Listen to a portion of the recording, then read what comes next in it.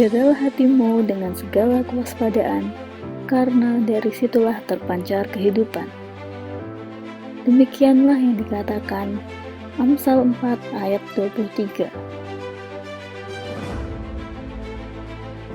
Hati yang baik mempengaruhi pikiran yang baik, mempengaruhi perkataan yang baik, mempengaruhi tindakan yang baik, akan menghasilkan hidup yang baik. Karena di dalam hati adalah tempat iman kita, tempat aliran air hidup, tempat perbendaharaan kata-kata,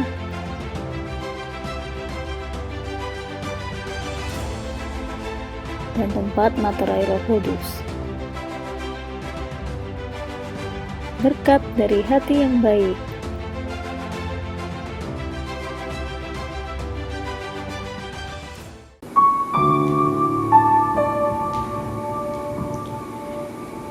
Shalom Bapak Ibu Saudara sekalian. Sekali lagi shalom.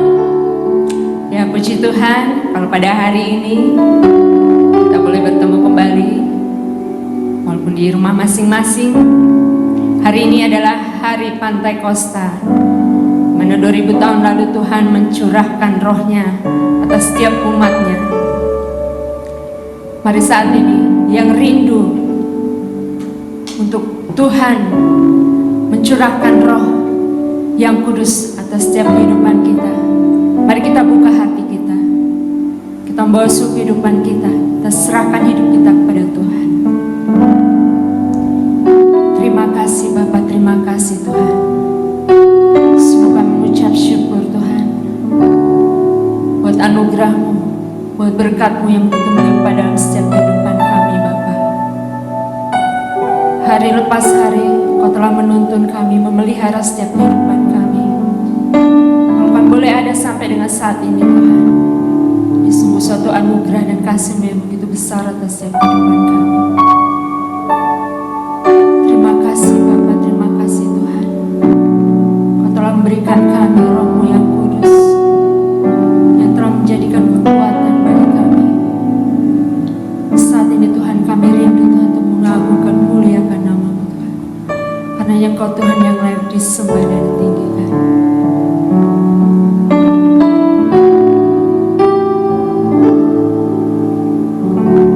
Saat ku menyembah-Mu, Roh-Mu bekerja. Saat ku memuji-Mu,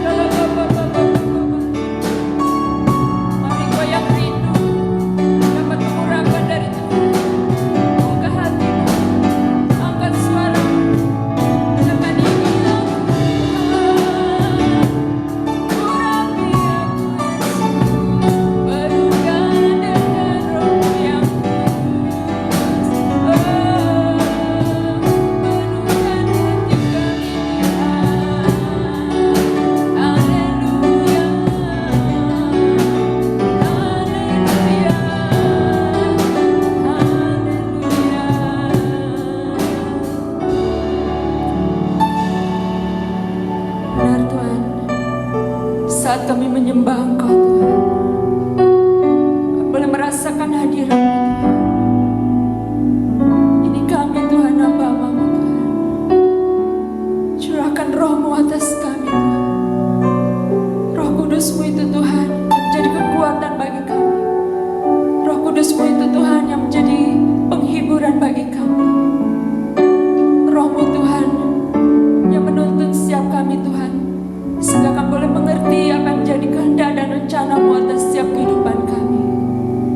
Terima kasih Bapa, terima kasih Tuhan. Kami yakin dan percaya api Pentakosta-Mu telah Kau curahkan atas setiap kehidupan kami Tuhan, sehingga apa yang tidak pernah kami dengar, apa yang tidak pernah kami lihat, dan apa yang tidak pernah timbul dalam hati kami, itu yang telah kami terima di dalam nama Tuhan Yesus Kristus. Yang percaya sama-sama katakan amin. Haleluya. Sekali lagi shalom. Saat ini kita akan puji Tuhan lebih lagi. Jangan lelah bekerja di ladangnya Tuhan, karena ada Roh Kudus yang memberikan kekuatan. Amin.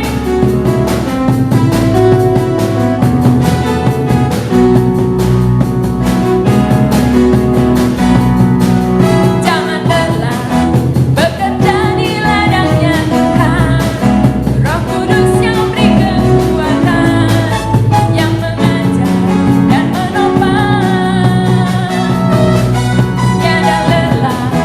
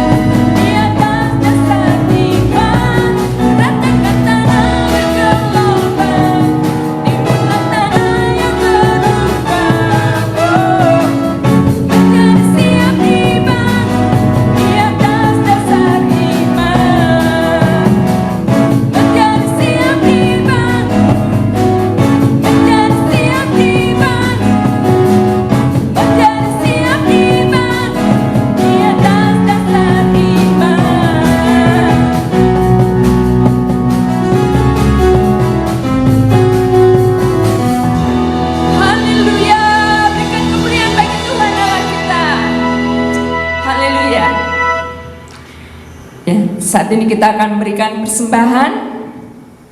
Mari kita persiapkan diri. Kita akan berdoa bersama-sama. Kembali kami mengucap syukur Tuhan. Sungguh kami bangga Tuhan punya Allah seperti Engkau. Engkau yang tidak pernah meninggalkan kami. Engkau yang selalu ada dalam setiap kehidupan kami Tuhan. Terima kasih Tuhan buat berkat-Mu, buat pemeliharaan-Mu atas setiap kehidupan kami Bapa. Saat ini Tuhan, sebagai ungkapan syukur kami mau membawa persembahan kami ke hadapan-Mu Tuhan. Kiranya Kau sucikan, kuduskan apa yang telah kami bawa dengan sukacita dan sukarela ini Bapa. Dan setiap umat-Mu Tuhan, Kau berkati dalam pekerjaan, usaha, pendidikan anak-anak-Nya Tuhan. Semuanya Kau buat berhasil seturut kekayaan dan kemuliaan-Mu saja Tuhan. Terima kasih Yesus. Kami serahkan semuanya di dalam nama Tuhan Yesus Kristus. Haleluya. Amin.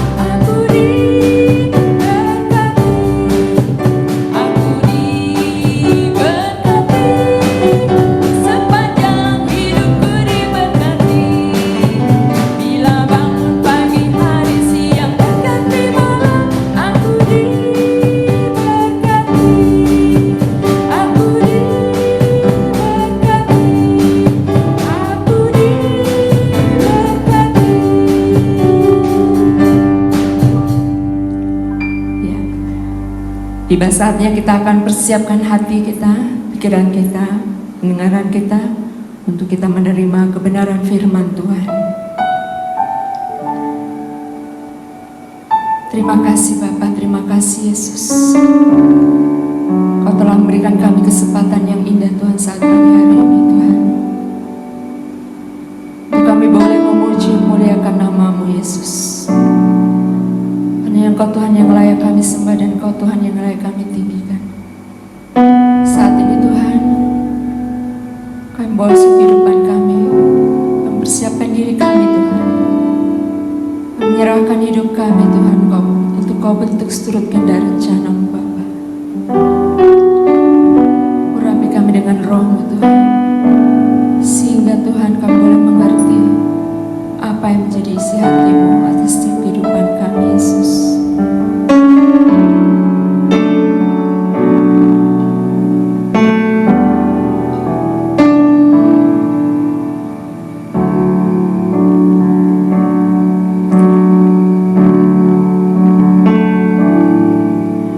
Rasakan kasih-Mu Tuhan, ku rasakan kuasa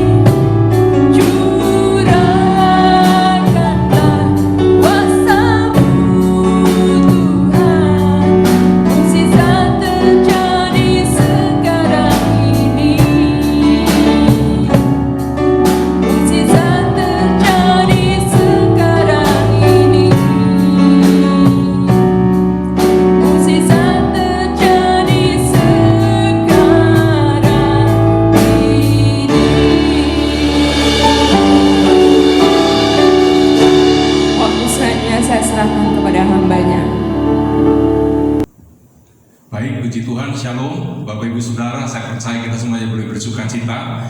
Hari ini kita akan sama-sama belajar firman Tuhan. Sebelumnya kita akan berdoa agar firman Tuhan menjadi berkat bagi kita sekalian.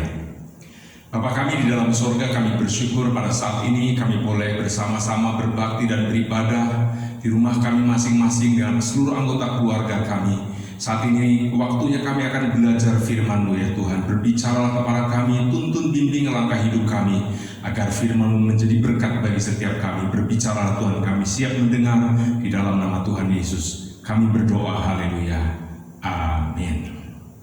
Baik, sekali lagi shalom. Saya percaya kita semuanya boleh diberkati Tuhan hari ini, amin. Baik, kita siapkan hati kita untuk mendengarkan firman Tuhan. Dan saya percaya firman Tuhan hari ini akan memberkati kita sekalian. Firman Tuhan akan berbicara kepada kita dengan tema berkat dari hati. Sekali lagi firman Tuhan akan berbicara kepada kita dengan judul berkat dari hati yang baik. Saya akan membacakan ayatnya dalam Amsal pasal 4 ayat 23. Firman Tuhan berbunyi demikian. Jagalah hatimu dengan segala kewaspadaan, karena dari situlah terpancar kehidupan. Bapak Ibu, saudara yang dikasihi oleh Tuhan, hidup seseorang, masa depannya yang pertama memang ditentukan oleh Tuhan. Tetapi dari sisi kita, yang sangat menentukan hidup kita, masa depan kita, nasib kita ke depan, itu diantaranya adalah hati kita sendiri. Karena itu firman Tuhan berkata, jagalah hatimu dengan segala kewaspadaan, sebab dari situ, dari hati kita dikatakan terpancar kehidupan. Nah, biarlah kita boleh mengerti perkara ini. Mari kita akan bersama-sama menjaga hati kita. Saudaraku, Tuhan berbicara kepada kita tentang hati ini. Jangan sampai kita ini memiliki hati yang penuh dengan ketakutan, kekhawatiran, penuh dengan iri, dengki, kebencian, konflik yang tidak pernah diselesaikan. Ada kebencian yang tidak pernah diselesaikan tuntas, tidak mau mengampuni, tidak mau memaafkan orang lain. Ini bentuk hati yang sangat buruk. Dari hati yang demikian bukan terpancar kehidupan, tetapi akan terpancar hal-hal buruk dalam hidup kita sekalian. Saya percaya kita semuanya dalam menjalani kehidupan, kita rindu masa depan kita baik, keluarga kita baik, ekonomi kita baik, pelayanan kita baik. Semua sesuai dengan rancangan Tuhan tentang hidup kita, yaitu rancanganku mengenai kamu, kata firman Tuhan, adalah rancangan damai sejahtera dan rancangan hari depan yang penuh dengan pengharapan. Katakan amin. Tetapi saudaraku, itu semua tergantung bagaimana sikap hati kita. Hati kita dengan Tuhan dan hati kita dengan keadaan, dengan sesama kita. Karena itu saya akan menyampaikan ada 4 alasan mengapa hati kita ini perlu dijaga, agar hati kita ini tetap baik.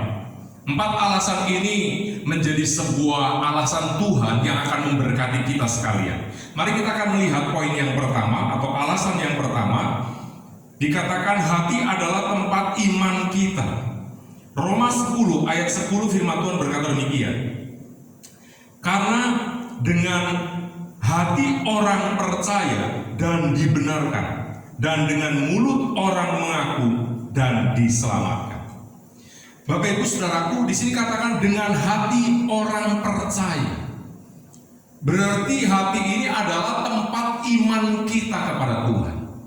Nah, bagaimana iman kita ini menjadi kuat, menjadi hidup, menjadi berdampak positif, menghasilkan hal-hal yang dahsyat dan ajaib. Alkitab berkata tidak ada yang mustahil bagi orang percaya.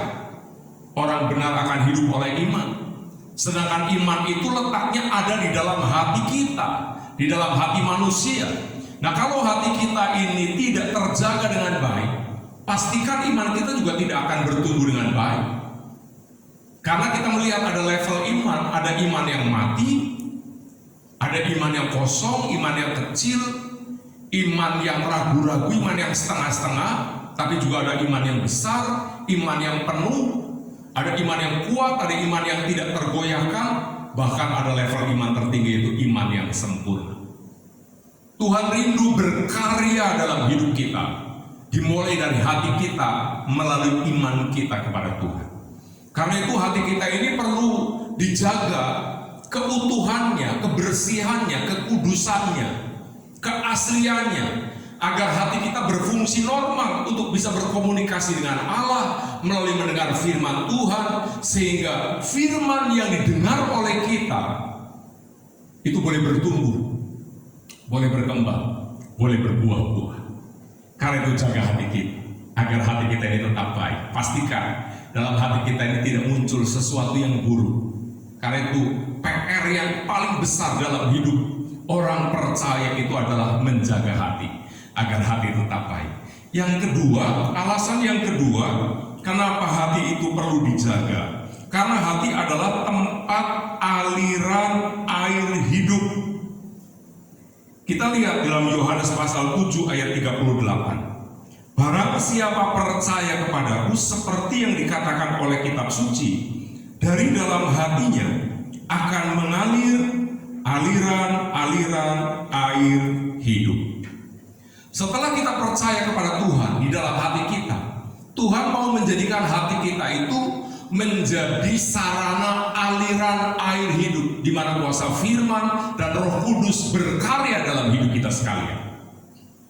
Saudaraku, seseorang yang tidak bisa menjaga hatinya dengan baik, yaitu hidup dengan kebencian, dengan ketakutan, dengan kekhawatiran, dengan iri hati, maka bukan aliran air hidup yang mengalir, tetapi aliran-aliran yang akan membawa hidup yang keruh, aliran-aliran yang membawa kepada kehidupan yang buruk, di mana kegagalan, kehancuran dalam hidup, dalam keluarga, dalam ekonomi masa depan, bahkan anak-anak kita tidak punya masa depan yang baik, oleh karena kita sendiri tidak memiliki aliran air hidup yang berasal dari Tuhan. Karena itu ayat ini berkata, barang siapa percaya, dari dalam hatinya akan mengalir aliran air hidup. Ini Tuhan Yesus sedang berbicara tentang firman dan Roh Kudus. Sebelumnya dia berkata, barang siapa haus, baiklah ia datang. Nah saudaraku, kita menjadi orang percaya jangan sampai menjadi orang percaya sia-sia. Kenapa sia-sia? Karena kekristenan kita hanya hidup secara keagamaan. Kita berdoa, kita beribadah, kita memberi persembahan, kita pelayanan, tetapi hatinya nggak beres, hatinya nggak baik. Esensi kekristenan itu dimulai dari hati yang percaya kepada Tuhan. Baru semua aktivitas yang lain diperhitungkan oleh Tuhan kalau hati seseorang itu menjadi baik. Boleh jadi kekristenan kita yang nampak di luar adalah sesuatu yang luar biasa. Kita kelihatan aktif, sibuk. Orang lain berkata engkau hebat, engkau luar biasa. Tetapi hatimu bagaimana? Kalau hati kita nggak terjaga, semua yang nampak secara lahiriah dalam kekristenan keagamaan itu semuanya akan menjadi sia-sia.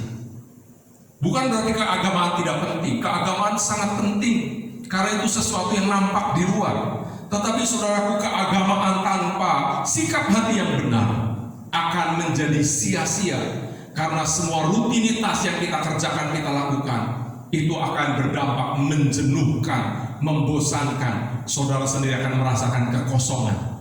Tetapi pada waktu keagamaan ditopang dengan sebuah landasan yang kuat, yaitu aliran air hidup, karena hati saudara dan saya terjaga, maka setiap hari ada aliran air hidup, yaitu ada sukacita, ada damai sejahtera, ada kekuatan, ada pertolongan, ada anugerah yang luar biasa yang Tuhan sedang kerjakan dalam diri kita sekalian. Amin, saudaraku. Nah, alasan yang ketiga dari hati yang terjaga dengan baik, yang ketiga itu dikatakan hati adalah tempat perbendaharaan kata-kata kita. Nah, saudara, kita akan melihat di dalam Matius pasal 12 ayat 34 sampai 35. Hai kamu keturunan ular beludak, bagaimana kamu dapat mengucapkan hal-hal yang baik sedangkan kamu sendiri jahat? Karena yang diucapkan mulut meluap dari hati. Orang yang baik mengeluarkan hal-hal yang baik dari perbendaharaannya yang baik, dan orang yang jahat mengeluarkan hal-hal yang jahat dari perbendaharaannya yang jahat. Ayat ini berkata dari hati keluar kata-kata. Yesus sedang menjelaskan tentang perbendaharaan kata-kata dalam hidup seseorang. Dia sedang berbicara kepada para ahli agama yang menganggap dirinya baik, penampilannya baik, ketaatannya sangat baik. Tetapi di hadapan Tuhan hatinya busuk. Di hadapan Tuhan hatinya gak beres. Dan itu terbukti dari setiap kata-kata yang keluar dari para pemimpin ahli Taurat, orang Farisi, orang-orang yang mengaku dirinya beragama. Ternyata kata-katanya selalu kata-kata yang jahat, kata-kata yang mencela, mencemooh, menghina, merendahkan, bahkan menentang rencana Tuhan. Bagaimana dengan kita, saudara? Perbendaharaan kata-kata apa yang tersimpan di lubuk hati kita yang paling dalam? Apakah saudara punya perbendaharaan kata-kata yang baik? Karena itu hati ini harus dijaga supaya apapun situasinya, keadaannya, saudara dan saya punya simpanan perbendaharaan kata-kata, yaitu firman Tuhan yang kita dengar, kita percayai, kita simpan di hati kita sebagai perbendaharaan kata-kata kita.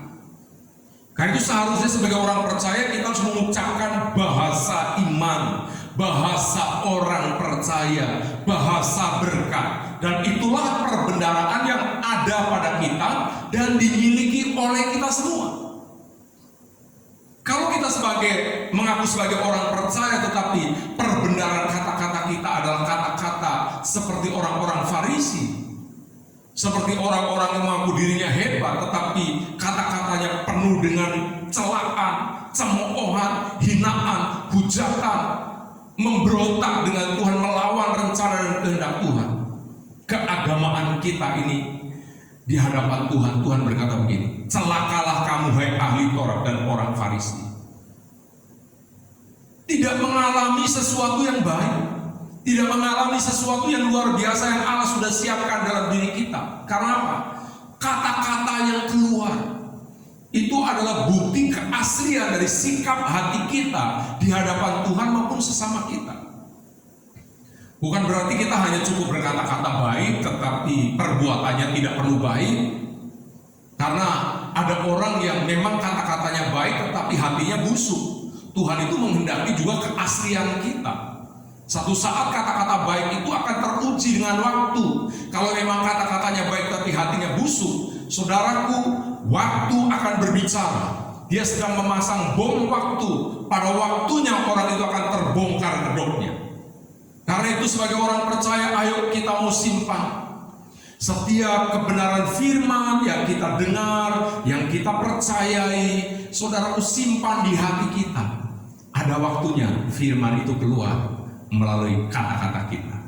Melewati keadaan yang sulit, melewati masa-masa sukar, melewati masa-masa di mana kita sedang menghadapi proses kesehatan, ekonomi, pendidikan anak-anak. Saudaraku, kata-kata apa yang keluar dari mulut kita itu adalah cermin gambaran dari apa yang ada di hati kita. Tuhan rindu apapun yang terjadi, saudara tetap mengucapkan kata-kata ucapan syukur. Apapun yang terjadi, saudara tetap mengucapkan kata-kata berkat, kata-kata iman, kata-kata pengharapan, kata-kata kasih, kata-kata yang membangun, kata-kata yang menyembuhkan, menyemangati orang. Barangkali diri kita sedang sakit atau orang di sekitar kita sedang sakit, ayo saudaraku ucapkan. Jangan kata-kata mencela, tuh kamu sakit, kamu kena kutuk Tuhan, kamu sakit, kamu lagi ditegur Tuhan.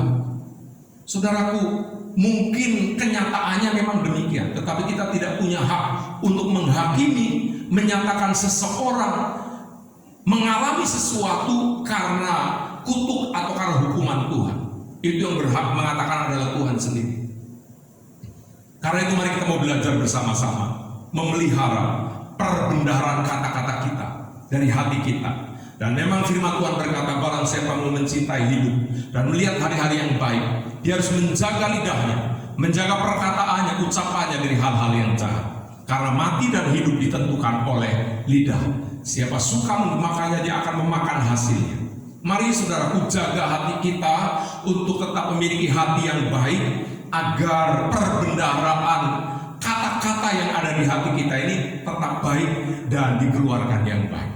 Berkata-katalah baik untuk hidup saudara, masa depan saudara, keluarga saudara, ekonomi saudara. Itu adalah kata-kata berkat yang di dalam alam roh sedang mencipta sesuatu yang baik yang pada waktunya akan kembali kepada saudara sendiri. Yang paling terakhir, alasan mengapa kita harus menjaga hati yang baik, hati kita. Yang keempat, karena hati adalah tempat meterai Roh Kudus dalam diri kita. 2 Korintus pasal 1 ayat 22 firman Tuhan mengatakan demikian. Memeteraikan tanda miliknya atas kita dan yang memberikan Roh Kudus di dalam hati kita sebagai jaminan dari semua yang telah disediakan untuk kita. Saudaraku, di hati setiap orang percaya dikatakan ada tanda meterai Roh Kudus. Tuhan mengenal siapa miliknya, Tuhan mengenal siapa kepunyaannya. Dan tanda pengenalan Allah kepada milik kepunyaannya, tandanya di hati manusia, namanya meterai Roh Kudus. Karena itu saudaraku, mari kita yakin bahwa di dalam hati setiap saudara yang percaya kepada Tuhan itu ada tanda meterai Roh Kudus sebagai jaminan akan janji Allah untuk hidup sekarang ini sampai hidup yang akan datang. Untuk apa? Untuk memperoleh semua yang dijanjikan Allah bagi kita. Ada begitu banyak janji Tuhan untuk dialami oleh setiap saudara dan saya selama kita hidup. Dan saya percaya ada janji terakhir untuk hidup yang kekal, di mana Yesus akan datang kembali ke dunia yang kedua kali menjemput anak-anaknya, yaitu menjemput kita semua dan membawa kita ke rumah Bapa. Saudara dan saya akan masuk surga. Dan saudara sudah dapat meterainya. Saudara dan saya sudah dapat jaminannya, yaitu Roh Kudus yang dimeteraikan di dalam roh kita, di dalam hati kita. Kalau hati kita sudah ada tanda meterainya Roh Kudus, saudara tidak usah pusing dengan pengajaran-pengajaran yang mungkin saat ini sedang beredar dan cukup membingungkan tentang antikristus, tentang jin, tentang macam-macam. Yakinlah bahwa meterai Allah, tanda Roh Kudus itu lebih akurat, lebih valid, lebih sah. Karena tidak ada yang bisa memalsukan, hanya Roh Kudus yang punya stempel, punya meterai di dalam hati kita. Dan Tuhan mengenal tanda milik kepunyaannya. Karena itu mari kita bersama-sama menjaga hati kita. Karena di dalam hati kita ada aliran air hidup. Di dalam hati kita, saudaraku, menjadi tempat perbendaharaan kata-kata.